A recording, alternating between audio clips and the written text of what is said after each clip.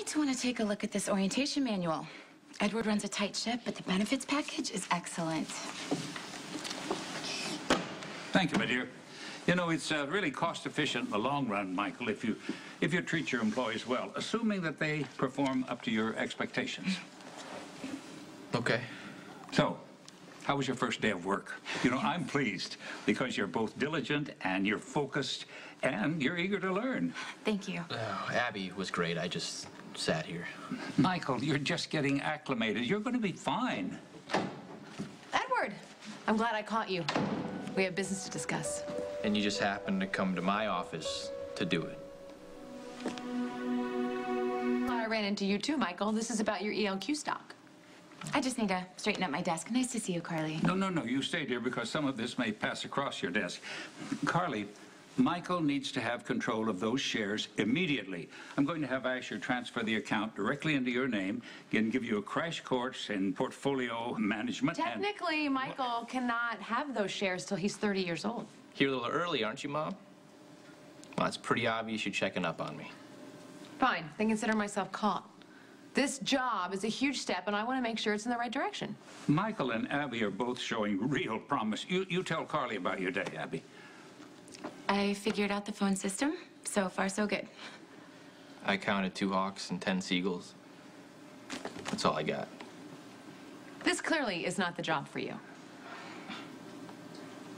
Well, he's showing the kind of reserve and good judgment that I expect from an executive. He's willing to sit back, take his time, and get the lay of the land, instead of just crashing in without thinking things through. Okay, you know, if you're not comfortable here, you need to trust your gut. You don't have to stay here and waste your time. There's plenty of jobs out there. You won't find many jobs with this opportunity, Michael, and not just for yourself either. Package deals aren't all that uncommon. I'm sure we can work something out. Abby, I'm so glad that we have you here with us. You see, no one who does not see the whole picture would advise you to leave without giving ELQ a chance. And believe me, I would hate to send you and Michael out in this job market. Whew. You know, Edward's right. Look, I am extremely grateful for this opportunity, and I know Abby is too. Okay, she was amazing today, and I could have done better. I'll do my best not to disappoint you.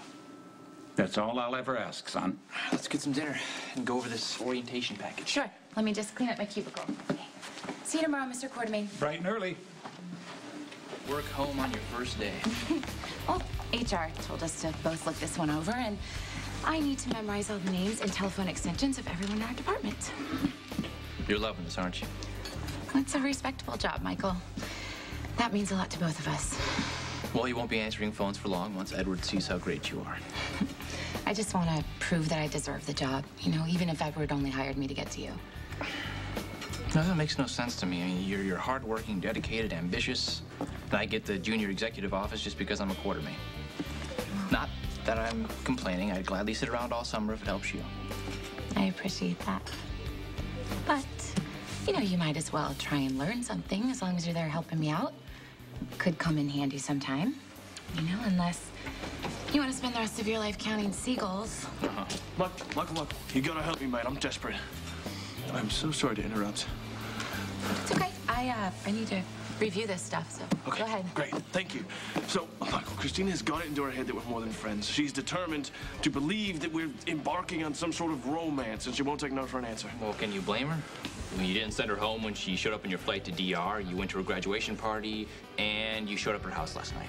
Christina pretty much texts me everything. Yeah, okay, last night I was just supposed to help her plan her trip abroad. Which is like 3 years from now.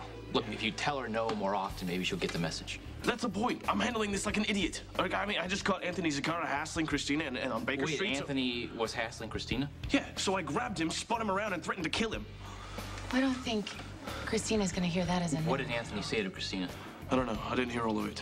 But Christina can't assume that I'm always going to be there to rescue her. You know, I mean, look, I want to help her any way I can, okay? But she's way too young for me, and we're from completely different worlds. And I agree. You got to convince her, mate. You got to, I mean, she respects you. She listens to you. Like, I never had much luck talking Christina out of something she wants to do. Maybe I can help.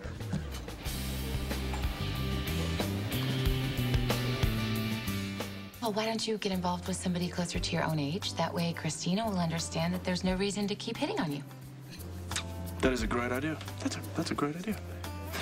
Unfortunately, I'm freshly divorced, and I haven't even thought about dating. And even I wouldn't feel right using some poor, unsuspecting woman to push Christina away. I'm starting to develop sort of a conscience, and it's really annoying right now. Look, I don't like the idea of manipulating my sister, but she does need to get the message. It would have to be a setup from start to finish. The woman would have to be in on it. Okay, so find somebody. I would love to. I would love to. But I've been out of circulation for way too long, mate. I was faithful to Maya. I was, fool that I am. Me, faithful.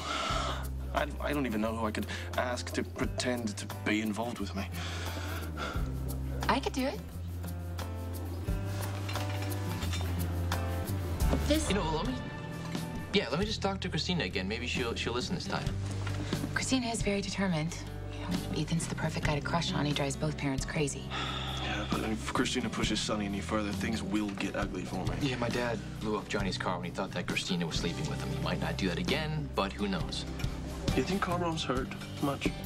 Yeah, look, it's completely ridiculous for you to risk your life just because Christina won't give up on you. Well, and if anything happens to you, Christina will blame herself.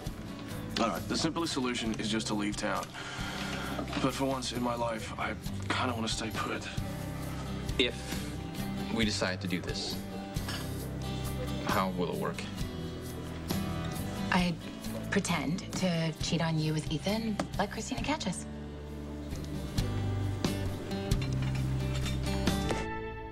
Christina already thinks the worst of me. I doubt she'll have a problem believing that I'm cheating on you. Look, I hate being lied to and manipulated. I'd hate to do the same thing to Christina. I feel like a hypocrite. Then you know what? We'll think of something else. Oh, yeah, totally. It's your call. Like, I know my sister. She's not going to give up on this. And there's no way my dad will ever accept you and Christina as a couple. Well, of course not. It's ridiculous. She's way too young for me, and I've lived way too rough. She deserves better than me. I don't want to see Christina get hurt. Okay, look, but the sooner we get this over with, the better. Ethan, do we have a plan? It's your call. Ex-nay on the Christina say. Hey, I can't believe you're here. I just came by to grab some dinner. Mom's working late again, and Molly's at theater camp. No, I should actually be long gone by now. I just never get to see Abby. See, I don't know if she told you, but I used to be one of her best customers at Vaughn's. She gives the best private dances. Look, I got